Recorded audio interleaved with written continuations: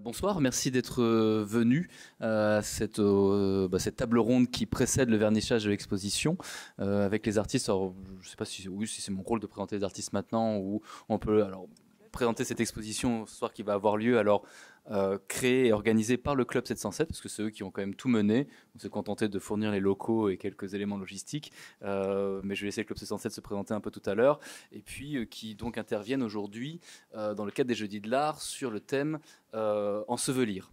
Alors le thème qu'elles ont choisi avec les 5 artistes qui sont présents ici. Alors, je ne vais pas faire de bêtises dans vos noms, donc Amir Tikriti, Maxime Poirier, Héloïse Guérin, Carlota Sandoval Lizeralde et Nian Kiao, si j'ai pas fait de mauvaise prononciation, voilà, qui ont décidé de, sur ce thème-là, travailler sur Dirouter, l'art d'ensevelir.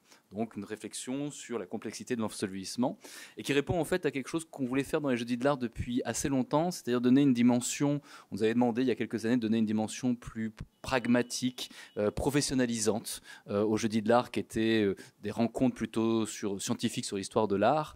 Et alors on a orienté un petit peu nos rencontres et on avait eu ce moment de se dire il faudrait faire venir des expositions d'art contemporain. Et on a eu l'idée l'idée est venue lors d'une rencontre avec un retour où j'avais été invité à la deuxième exposition, la première exposition du Club 707, et de faire venir nos anciens étudiants. Et c'est très ému ce soir qu'on reçoit Clémentine, Loli, Camille, et puis je crois d'autres personnes de leur promotion qui sont dans la salle, et qui montrent à quel point en fait ces étudiants qui sont passés chez nous ont proposé quelque chose de complètement nouveau, une nouvelle manière d'aborder l'art contemporain en passant par Instagram, en pleine période Covid, parce que je me rappelle, personnellement, j'avais vu ça sur LinkedIn en pleine période Covid, en disant ce Club 707 se monte, très heureux de voir ce qui se passait après chez nos étudiants, et qui aujourd'hui amène quelque chose de très concret avec cette exposition en bas, cette table ronde, et un rapport plus concret à l'art contemporain et à la création contemporaine. D'un point de vue aussi très personnel, je dois le dire, en tant qu'enseignant, on est toujours... c'est nous qui apprenons beaucoup aux gens qui enseignons.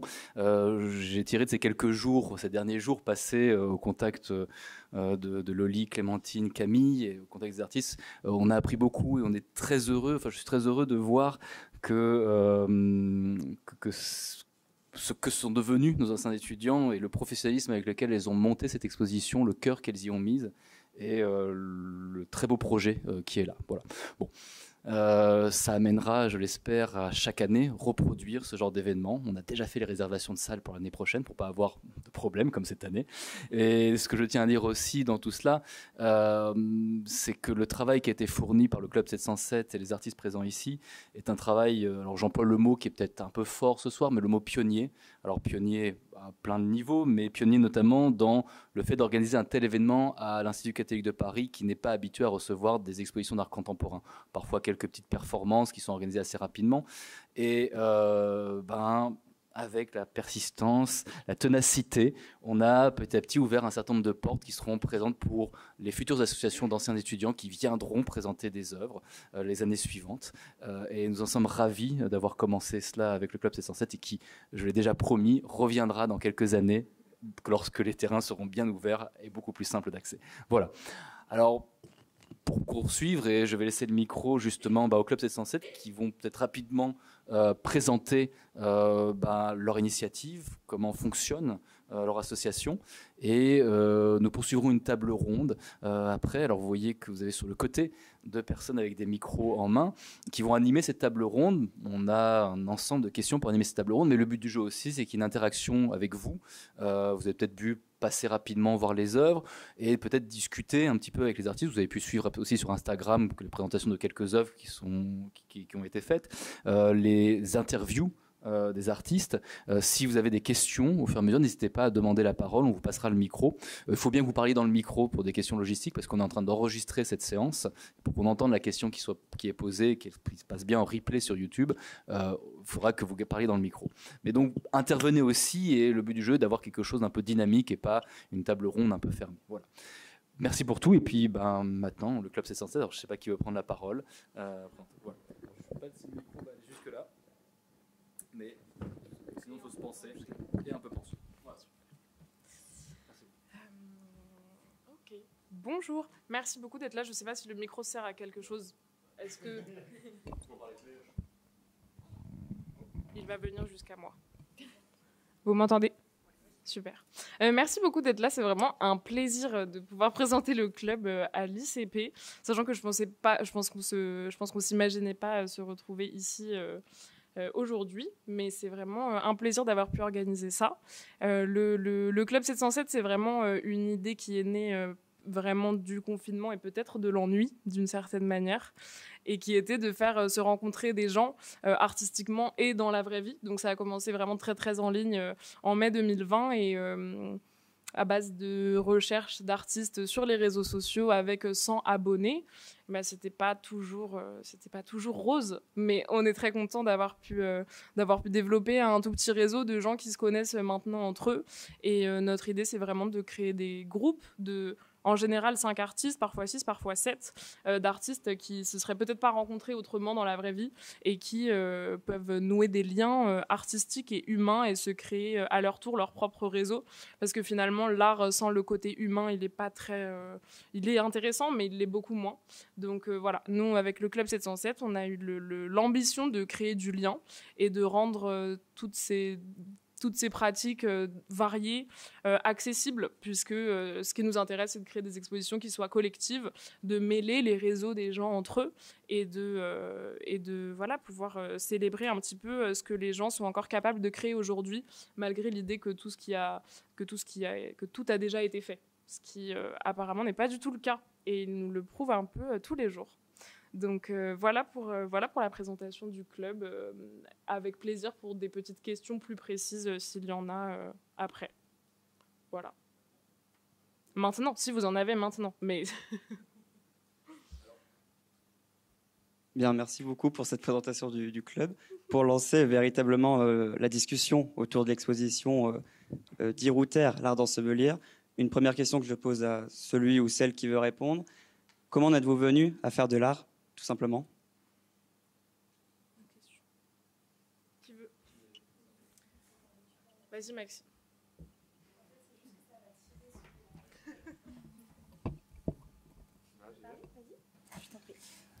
Merci pour ta question. Bonjour à tous déjà, merci d'être là pour nous écouter. Moi, c'est un premier exercice pour moi. L'art, j'y suis venu, j'ai grandi dans une famille dans laquelle on faisait de la musique, on en écoutait énormément, on faisait de la céramique, de la peinture. Donc très jeune, en fin de compte, j'ai été vers ce genre de discipline. Et c'est assez récemment, en fin de compte, pendant le confinement, je pense que ça vient de l'ennui un petit peu aussi. Où j'ai recommencé à peindre un petit peu des personnages dans du figuratif dans un premier temps. Et c'est doucement que j'ai glissé vers l'abstraction, une discipline dans laquelle je m'éclate aujourd'hui.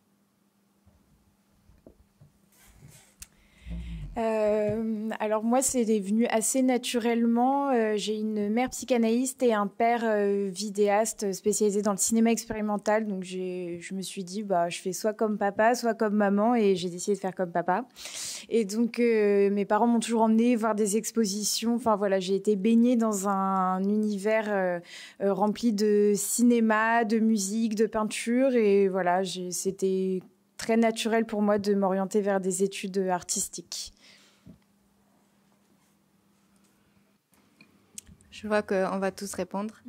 Moi, je pense que je viens d'une famille qui n'a pas eu de parents qui auraient voulu être artistes et qui n'ont pas pu l'être dans un contexte colombien assez particulier. Et du coup, je pense que j'ai décidé c'est venu naturellement et c'était un plaisir, mais je pense que c'était aussi un choix presque politique, en fait, de pouvoir vivre ça à travers moi. Voilà. Bonjour. J'ai commencé à faire l'art assez tôt. Enfin, c'est mes parents qui m'ont acheté des cours de dessin, peinture et quoi d'autre. Enfin, plein de choses. Du coup, j'ai commencé au début, c'est pas automatique, enfin, c'est pas mon avis. Enfin, j'aime bien faire l'art, mais c'est plutôt mes parents qui m'ont ramené dans ce monde. Et après, ça se vient naturellement. J'aime bien faire l'art, j'aime bien faire la peinture, dessin. Voilà. pour moi, quand j'étais jeune, j'ai eu toujours envie d'être un dessinateur de BD. Mais avec le temps, j'ai perdu l'inspiration. J'ai étudié de littérature anglaise et après j'ai travaillé, j'ai réétudié de droit, d'être avocat. J'ai travaillé comme ça pour 3 ans. Et après, j'étais un peu déçu et j'ai eu envie de revenir dans une démarche artistique. Très bien, merci. Et sans que vous ne répondiez tous forcément, pourquoi travailler avec le Club 707 ? Parce qu'ils ont demandé. Tout pareil. Mais c'était aussi l'occasion, comme disait Loli tout à l'heure, de rencontrer d'autres personnes, d'autres artistes.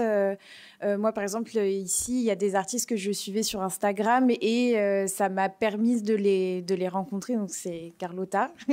Donc, j'aimais beaucoup le travail via sa résidence à la Villa Belleville. Et voilà, je trouve que c'est vraiment un challenge réussi de la part du Club 707 de se faire rencontrer des artistes entre eux et de pouvoir ensuite échanger voilà, de façon humaine et non virtuelle, comme on a l'habitude de le faire aujourd'hui.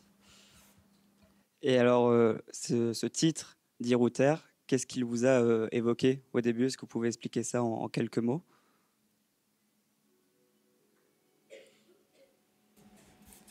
En fait, moi, très rapidement, je l'ai vu par le prisme émotionnel, ce qu'on décide de dire ou de cacher dans le cercle intime. Et il y a une contradiction, je trouve, dans la société très communicante dans laquelle on est, où tout le monde communique, parle constamment, sans même dire des mots. En fin de compte, on est toujours en train de représenter quelque chose. Et je trouve qu'il y a une ambivalence et une contradiction quand on met ça en regard de nos relations de tous les jours avec les gens qui nous entourent. Donc, ouais, c'est ce que ça m'évoquait, Dire ou taire, dans un premier temps. Et peut-être une question pour Carlotta et Loïse, justement, Dire ou taire avec le don. Je crois que vous avez travaillé toutes les deux beaucoup avec des objets de récupération ou des objets qu'on vous donne. Est-ce que justement sur ce don de la parole ou justement des secrets, de ce genre de choses, qu'est-ce que vous pouvez nous en dire un peu et comment ça influence votre pratique de travailler surtout avec des objets offerts ou donnés ? Je pense que de mon côté, ça me permet de rassembler plusieurs récits et de cumuler des petites histoires qui sont parfois intimes et familiales pour évoquer des questionnements qui sont plus larges. Je crois que c'est aussi assez beau de créer des pièces qui sont en fait des réponses de plusieurs personnes.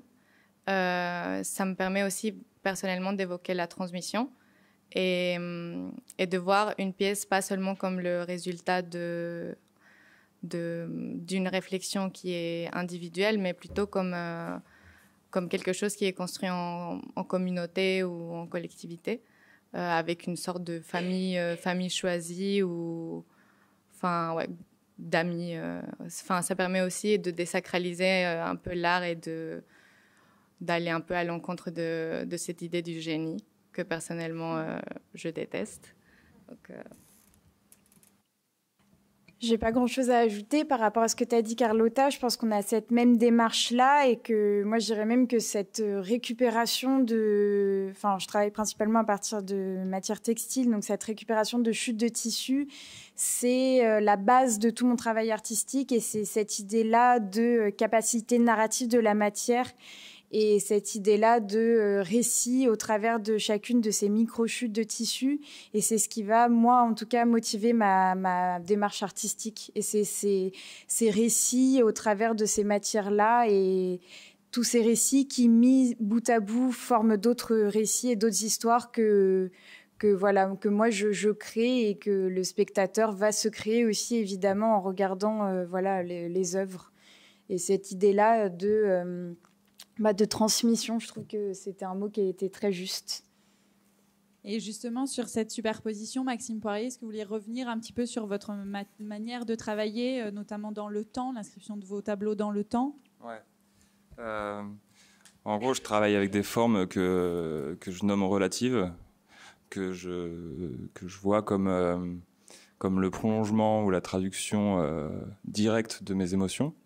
Et ces émotions-là, en fin de compte, je les laisse s'enchaîner et se superposer sur les toiles. Et en fin de compte, mes toiles qui peuvent s'étaler, le travail sur une toile peut s'étaler de 2 jours à 3 semaines, 1 mois. Je les vois comme un cheminement émotionnel et une superposition d'émotions qui se suivent.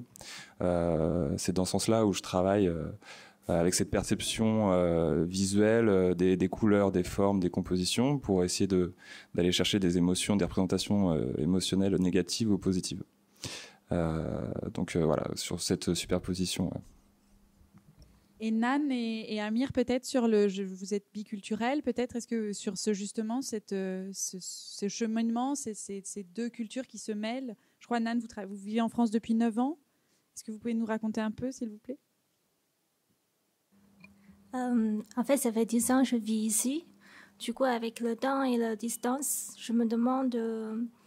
maintenant, je suis vraiment une artiste chinoise ou plutôt une artiste française d'origine chinoise. Du coup, c'est un peu comme un miroir. Enfin, le temps et la distance, c'est un peu comme un miroir devant moi. Je vois moi, bien sûr, et aussi tout l'environnement autour de moi, les gens qui est là. Et aussi, ça me fait aussi penser le lointain, enfin, la distance un peu de la Chine. Voilà. Et vous, Amir, vous avez beaucoup travaillé aux États-Unis, je crois? Pardon? Vous avez beaucoup travaillé aux États-Unis? Oui. Est-ce que vous pouvez nous parler un petit peu de cette pratique et justement de cette inscription à la fois dans la distance? Aujourd'hui, vous travaillez à Paris et dans le temps. OK. Mais avant, je n'étais pas artiste aux États-Unis. J'ai travaillé comme dans le cinéma et la télévision, dans la production. Pour des années dans des game shows et des cinémas, des films. Et après, j'étais avocat pour l'emploi. Emploi, oui. Pour 3 ans. Et alors justement, aujourd'hui, Amir, vous vous définissez comme photographe, créateur d'artwork et centre de recyclage. Oui. Pouvez-vous préciser ce que cela regroupe? Le toit? Oui. Oui. Photographe parce que j'ai pris les photos. La partie artwork, c'est parce que c'était les niches, les gens que je travaille avec. Et la dernière partie, c'était juste une blague. Parce que quand j'ai commencé, beaucoup de gens, ils ont me donné leurs déchets. D'accord. Et juste pour revenir avec Maxime Poirier, vous avez évoqué l'abstraction tout à l'heure. Est-ce que c'est une catégorisation qui vous conviendrait? Est-ce que c'est une volonté raisonnée ou plutôt un penchant naturel? Ouais, ça me va très bien. J'aime bien, je m'éclate dedans, donc c'est ce que je fais en fait, donc ça me va très bien. C'est un peu les deux, c'est raisonné et en même temps intuitif. Comme je disais tout à l'heure, j'ai commencé à dessiner des personnages dans un univers très naïf. Et c'est petit à petit que j'ai glissé vers l'abstraction en jouant avec les proportions des corps, en allant chercher des registres de formes et des manières de représenter ces corps-là. Et petit à petit, ça s'est imposé à moi, quoi, ces formes-là. Si on regarde les derniers dessins de personnages que je faisais il y a quelques mois, ils ont énormément en commun visuellement avec les formes que je dessine aujourd'hui et que je peins sur mes toiles. Donc voilà, il y a ce truc-là qui est assez intuitif dans ma manière d'aborder l'abstraction. Et il y a quand même un aspect réfléchi dans le sens où je cherchais un sujet à exprimer et je me suis rendu compte que l'abstraction et ses formes relatives étaient le meilleur moyen de coller parfaitement à mes émotions. Donc ouais, c'est un mélange d'un peu de tout, de volonté, de choses qui s'est imposé à moi. C'est pour ça que je me suis parti sur l'abstraction. Ouais. D'accord. Et juste pour rebondir là-dessus, quand nous discutions tout à l'heure, il y a un terme qui revenait souvent, c'était l'idée de l'essence visuelle. Est-ce que vous pouvez expliquer ça? L'essence visuelle, c'est vrai que ça m'a surpris que tu t'arrêtes sur ce mot-là, essence visuelle, mais en gros, ouais, c'est toutes mes inspirations, en fin de compte, que j'ai depuis que je suis tout petit. Ça va des PD de Kid Paddle quand j'étais enfant, jusqu'à Klein, Soulage, que j'adore particulièrement aujourd'hui, et puis toutes les références graphiques que j'ai dans mon travail de tous les jours. Je suis designer graphique, et il y a toujours un travail très régi dans ce métier-là, où on essaie de construire des choses qui sont hyper carrées, hyper construites. Donc ouais, mon essence visuelle, elle se définit par ça, par toutes ces choses-là que je vois visuellement, quotidiennement, et qui me nourrissent dans mon métier et dans ma pratique artistique. Maintenant que vous connaissez un peu mieux nos artistes, peut-être que vous avez vous-même des petites questions à leur poser sur leur pratique ou sur les matériaux qu'ils emploient, par exemple, ou autre. Oui, merci. On m'entend ? J'ai une petite question, pas sur les matériaux, mais sur le fait que vous travaillez sur des matériaux différents, justement. Il y a les tissus, il y a des objets, il y a la peinture, il y a la photographie, il y a vraiment différentes choses. Et est-ce que ça vous apporte les uns aux autres quelque chose, le fait de vous retrouver ensemble et d'exposer ensemble ? Qu'est-ce que c'est pour vous ? Qu'est-ce que ça représente pour vous ? Voilà.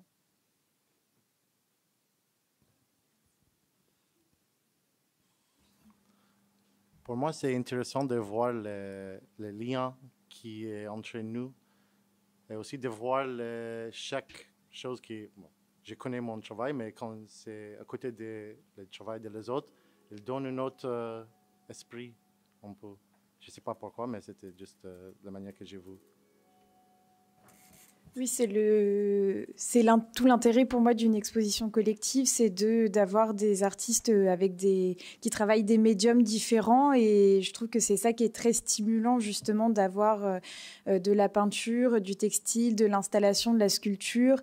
Et moi, pour ma part, je travaille le textile et j'essaye de sortir le textile de son utilité, de sa fonction première, donc c'est-à-dire le linge de lit ou alors le vêtement, et de l'associer vraiment à une œuvre d'art, élever en tout cas ces chutes de tissus, ces chutes de vêtements au rang d'œuvre d'art.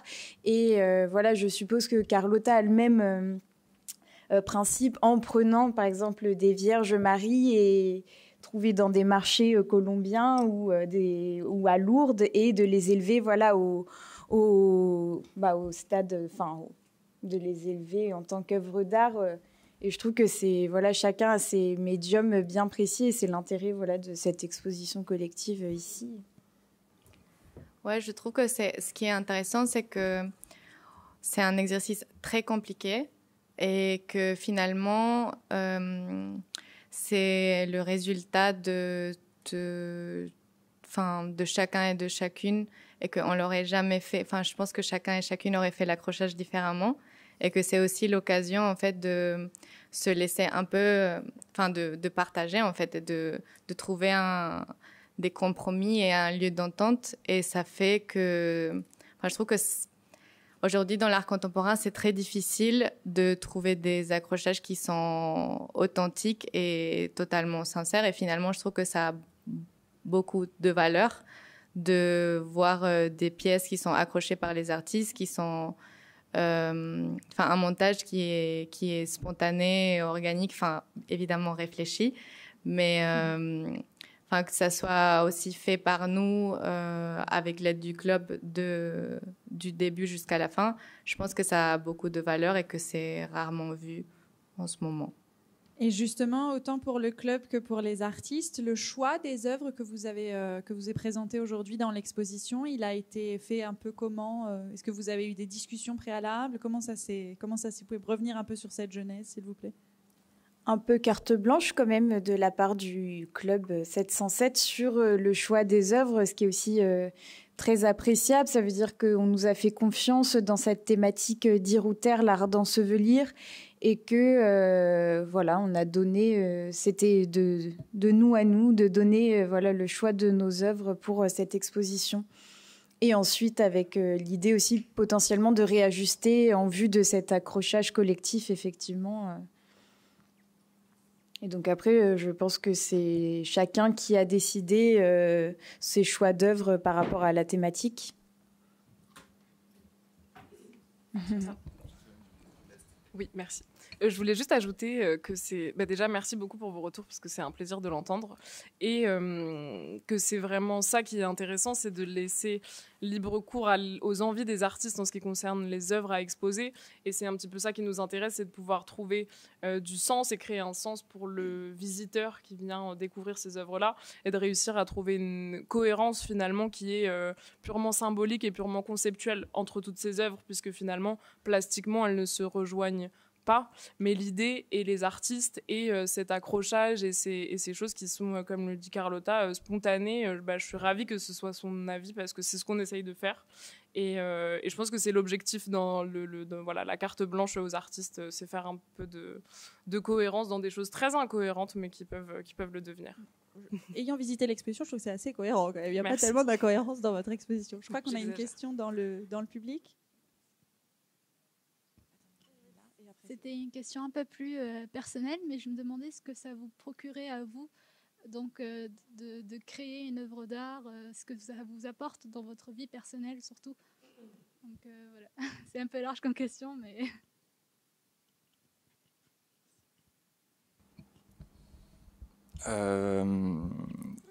Personnellement, un peu à la manière de Carlotta, ce qu'elle décrivait dans son enfance et le contexte familial dans lequel elle était. Moi, j'ai des parents qui ont toujours vécu dans un milieu artistique, mais qui n'ont jamais réussi à en vivre par impératif familial.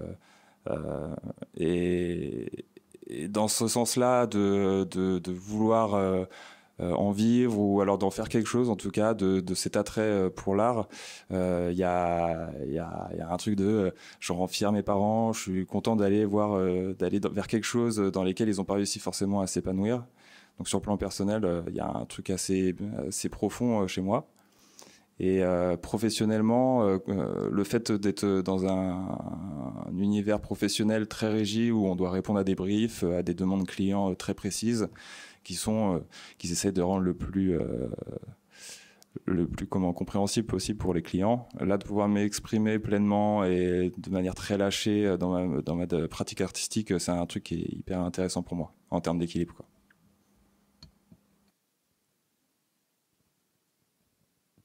Je reviens un petit peu en arrière sur l'accrochage. En fait, je trouve ça très intéressant, la notion d'accrochage authentique. Qu'est-ce que c'est effectivement un accrochage authentique ou pas authentique?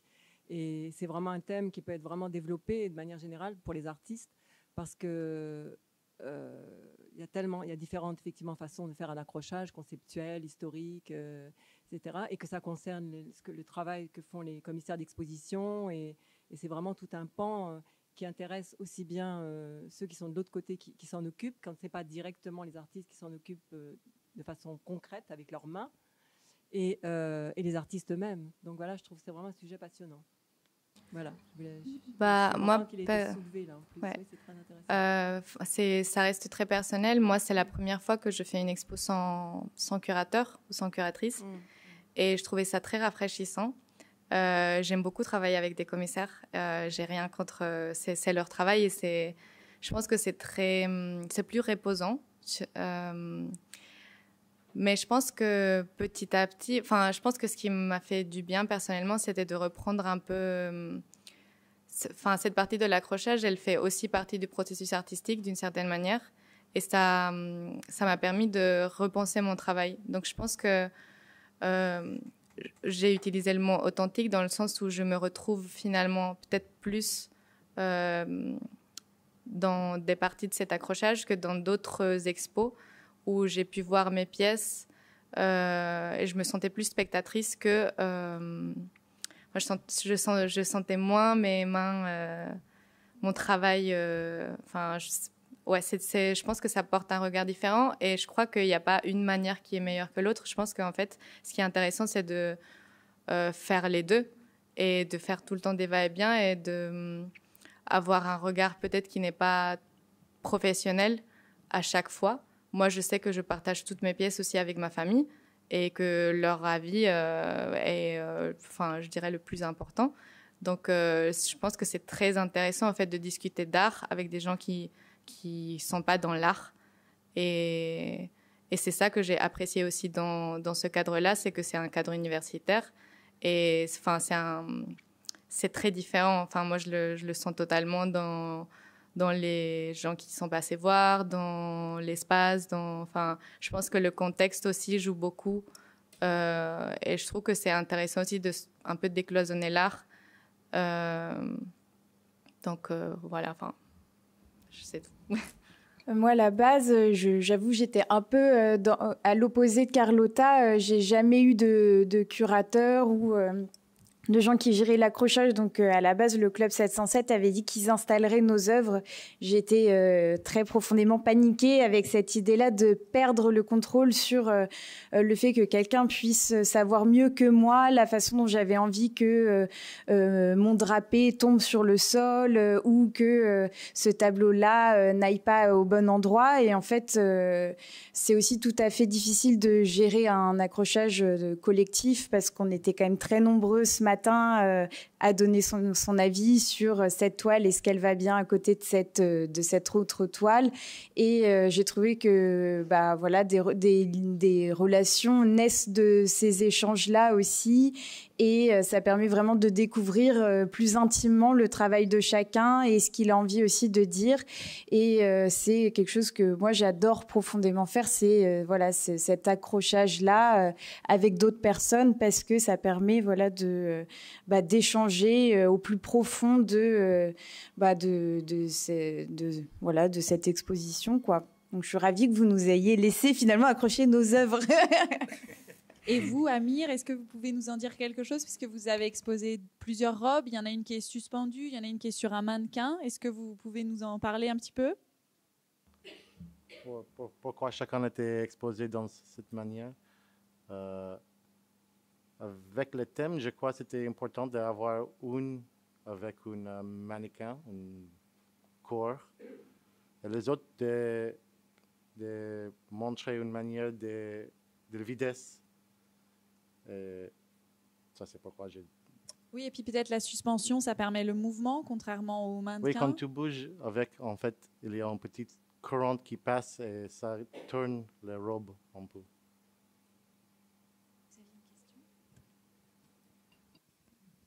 Merci de nous dire votre façon, et à la fois quand vous êtes avec un curateur de taire et ici de dire.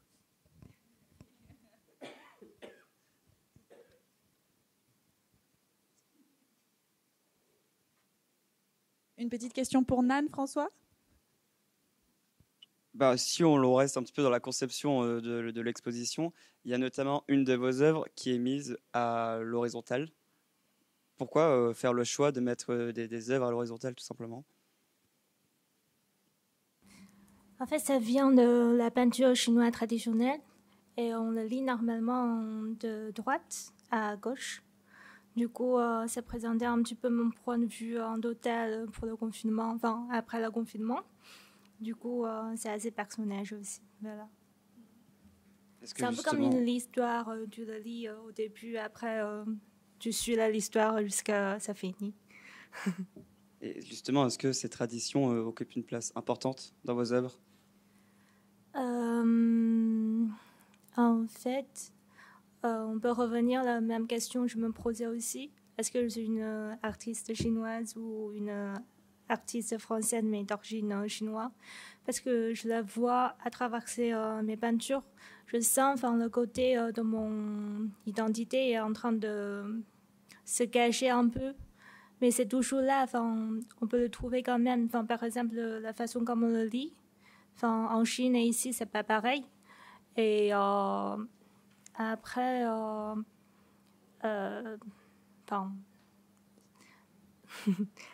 maintenant, comme je vis déjà assez longtemps, donc ça change aussi mon point de vue, comment je pense, qu'est-ce que j'ai envie de parler. Donc, c'est une vraie question.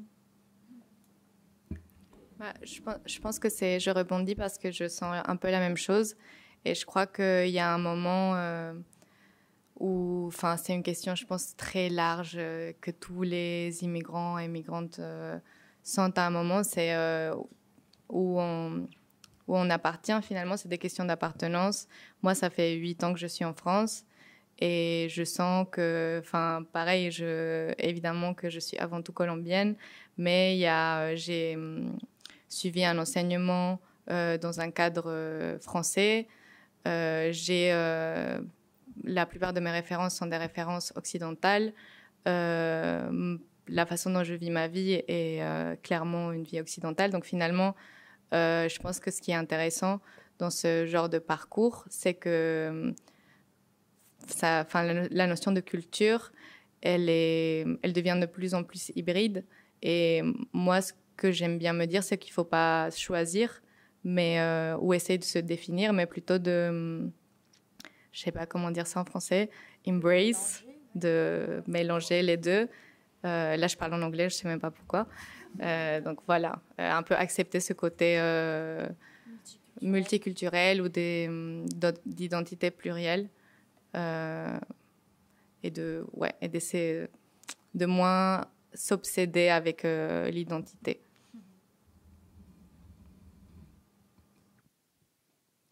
Oui, une question. Vous n'avez pas du tout la même écriture que nous. Est-ce que votre écriture est là dans ce que vous produisez, dans le sens où, effectivement, à passer d'une langue qui n'a rien à voir avec la nôtre?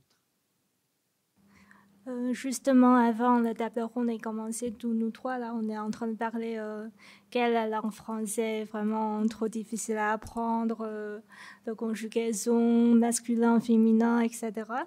Du coup, c'est vrai, ça n'a rien à voir avec le chinois parce que, en fait, c'est la logique, comment je réfléchis, comment j'ai organisé mes phrases.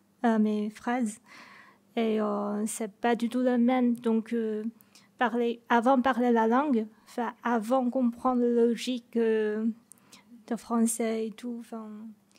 Du coup, c'est pour ça que je me dis, comme tout nous deux, on a eu l'éducation française en art. Du coup, dans l'école, c'est l'école qui nous fait comment on réfléchit, comment on fait la recherche, après la production, c'est la présentation, comment on fait la présentation, etc. Du coup, toutes les manières, c'est pas du tout vient de mon pays.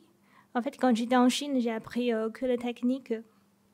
Mais ici, dans l'école, on s'en fout de la technique. C'est plutôt conceptuel, la théorie. Du coup, pour moi, c'est vraiment un challenge chaque fois de faire la présentation devant tout le monde. Et voilà, ça n'a rien à voir, mais parfois ça peut m'aider. Par exemple, la technique, ce que j'ai appris en Chine, c'est vraiment un outil très très utile. Mais il ne faut pas être piégé par les techniques, parce qu'à part de ça, il y en a plein de choses à parler. S'il n'y a que la technique, c'est pas une œuvre d'art. Enfin, voilà. Alors justement, on évoque la technique. Peut-être une question pour Amir. Pourquoi travailler le papier et en faire un objet de mode? En base, en fait, c'était une autre... j'ai eu une séance photo et j'ai besoin d'un chapeau. Mais je n'ai pas eu un chapeau, du coup, j'ai créé à partir d'une affiche d'un magazine de la mode. J'ai vu, c'était assez rigolo parce que c'était comme on a fait quand on était des enfants, comme un bateau. Et j'ai pensé peut-être que ça serait une bonne idée pour faire une collection entière. Et j'ai resté avec cette idée pour quelques mois et j'ai réfléchi un peu. Et après, j'ai commencé et j'ai trouvé intéressant.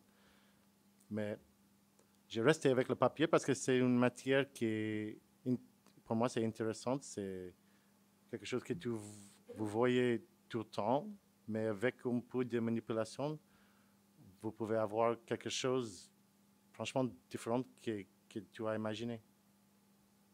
Il a beaucoup de potentiel avec ce matériau qui n'est pas déjà exploré, ou je pensais qu'il n'était pas déjà exploré. Et en utilisant le papier, est-ce que vous souhaitez plutôt faire des œuvres de haute couture ou plutôt des œuvres éphémères?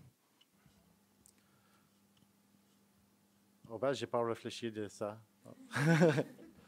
La haute couture est aussi quelque chose d'éphémère à mon sens parce que c'est des robes qui se portent souvent une fois. Donc je pense que c'est pas du tout incompatible. Toutes les choses, c'est éphémère en fait. Tout à fait. Même le prêt-à-porter, mais oui, mais pour moi, c'est tu fais de la haute couture. Et la haute couture, voilà, c'est. Oui, enfin, tu fais de la haute couture. Il y a une partie satirique, je crois. Et justement, Héloïse, sur vous travaillez aussi en haute couture. Est-ce que ça marque votre démarche artistique ou ouais, tout à fait. En fait, je divise mon temps de travail en deux, entre ma pratique artistique et mon activité de freelance en broderie pour la haute couture et le prêt-à-porter de luxe. Donc freelance, voilà, j'essaye de répartir mon temps de travail comme ça. Et mon activité de brodeuse, donc brodeuse main, vient nourrir ma pratique artistique. Et ma pratique artistique nourrit aussi ma créativité. Et en fait, c'est des allers-retours qui ne font que me nourrir et dans l'un et dans l'autre. Et voilà, j'aime bien aussi cette idée-là de transmission des savoir-faire et de l'artisanat et de passer de l'artisanat à l'art et au design et voilà, jouer avec ces frontières-là et justement abolir ces frontières-là. Et comme j'expliquais ça tout à l'heure aussi, pour moi, la haute couture, c'est de l'art. Enfin, réellement, je travaille sur des robes de haute couture pour certaines marques.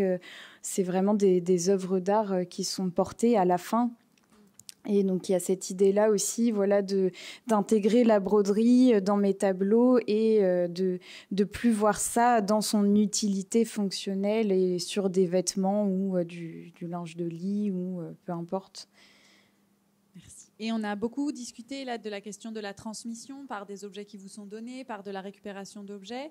Est-ce que vous pourriez aussi, peut-être Maxime, nous parler un peu de la notion d'ensevelissement et comment vous avez senti que parfois il y a des choses à dire et des choses à taire et que la pratique de l'ensevelissement par votre travail de couches superposées intervient à ce moment-là de manière vraiment pertinente?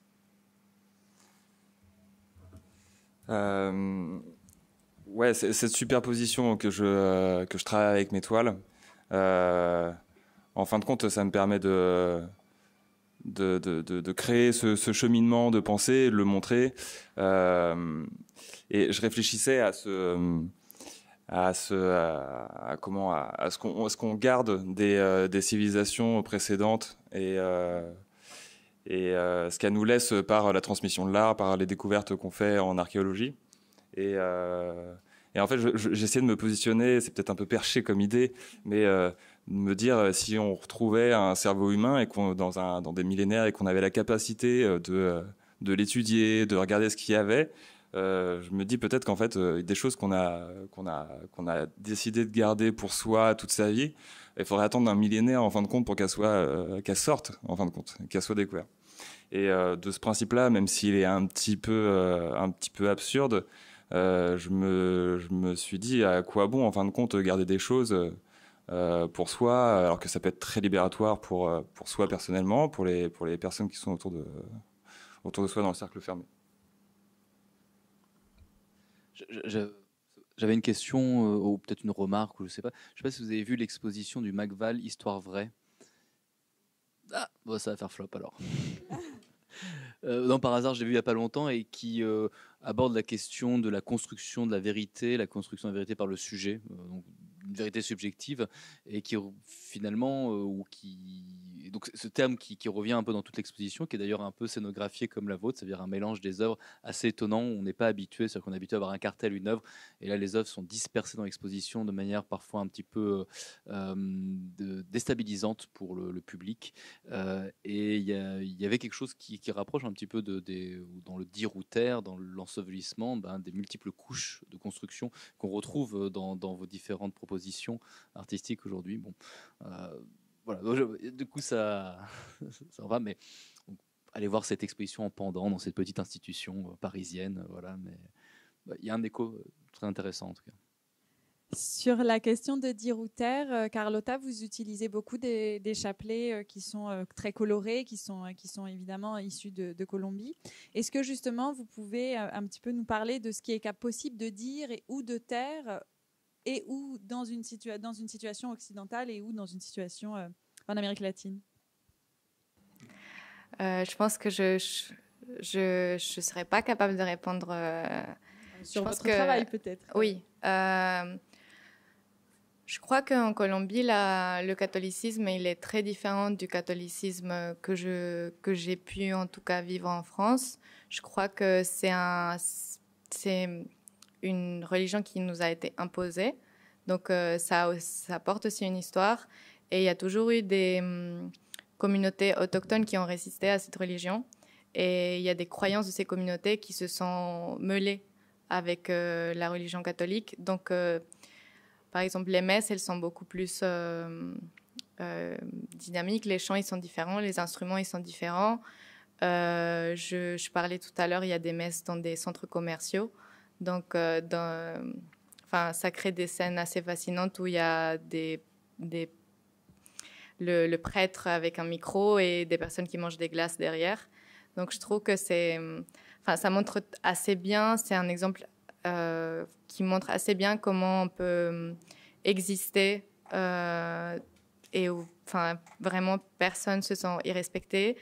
Et je crois que, moi, ce qui m'intéresse dans mon travail, c'est de montrer ces éléments aussi mêlés à des éléments de la vie quotidienne, comme un ventilateur qui est extrêmement banal, même pas, très peu intéressant, et de créer des jeux parfois avec humour aussi.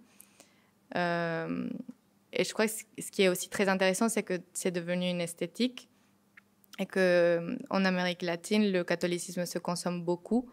Il y a beaucoup de productions de chapelets, de vierges, d'images de saints et de saintes. Donc, c'est devenu quelque chose avec laquelle on vit et qui est presque... à laquelle on croit, mais qui est aussi très désacralisée, ouais. Et je sens que... ce qui m'intéresse, c'est aussi comment elle peut devenir très flexible. Et elle est curieusement très... elle peut prendre une infinité de formes. Et moi, je me sens pas du tout... je sais pas, j'ai pas d'amis prêtres ni rien, mais mon intérêt n'est pas d'y respecter cette religion. Au contraire, en fait, je viens d'une famille extrêmement croyante. C'est de plutôt me l'approprier. Et je pense que ce qui est intéressant, c'est aussi comment les nouvelles générations, en tout cas en Amérique latine, je pense qu'ici, c'est pas trop le cas, reprennent cette religion et la font revivre d'une autre manière. Et comment aussi les rites évoluent. Et par exemple, je trouve fascinant qu'avant, les statuettes étaient faites de pierres précieuses et que maintenant, il y a des vierges qui sont faites en plastique et on prie à des vierges en plastique. C'est en même temps la religion, la standardisation. Il y a plein de choses qui se mélangent que je trouve assez fascinantes. Ouais. Donc, il y a peut-être une parole qui est déplacée et on ne dit plus les mêmes choses tout à fait malgré tout. Ouais.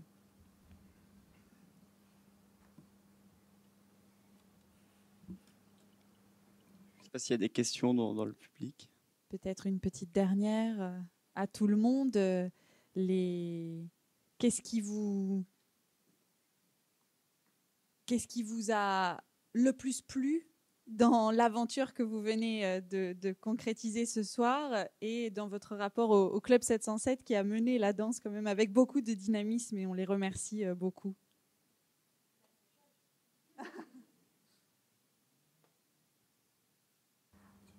Moi, je peux y aller. Moi, je pense que c'était les rencontres. C'est la première fois que je me fais contacter sur Instagram, donc je pense que ça a un peu boosté mon ego aussi un petit peu. Donc merci pour ça. Non, je crois que les rencontres, c'est quelque chose qui a pas lieu si facilement que ça finalement, alors qu'on est entouré d'artistes et... je trouve que c'est rare en fait de partager des moments. On ne s'est pas vu qu'aujourd'hui, on s'est vu plusieurs fois. On réfléchit à cette expo depuis quelques mois, depuis longtemps. Et je pense que ça crée des amitiés peut-être. Je sais pas, j'ai envie de dire. Donc je pense que pour moi, c'était la rencontre. Ouais. Pour moi, c'est un peu comme une challenge. parce que j'ai jamais vu la table ronde, j'ai jamais vu l'interview. Et grâce à Club 707, j'ai vu tous les deux pour la première fois. C'est bien marrant de le faire, mais c'est stressant quand même, un petit peu. Voilà. Oui, et l'intérêt d'une exposition collective, c'est de voir aussi comment chacun répond à une thématique donnée. Et c'est pas toujours en fait qu'on fait des expositions avec une thématique. Et là, le fait d'avoir vraiment voilà ce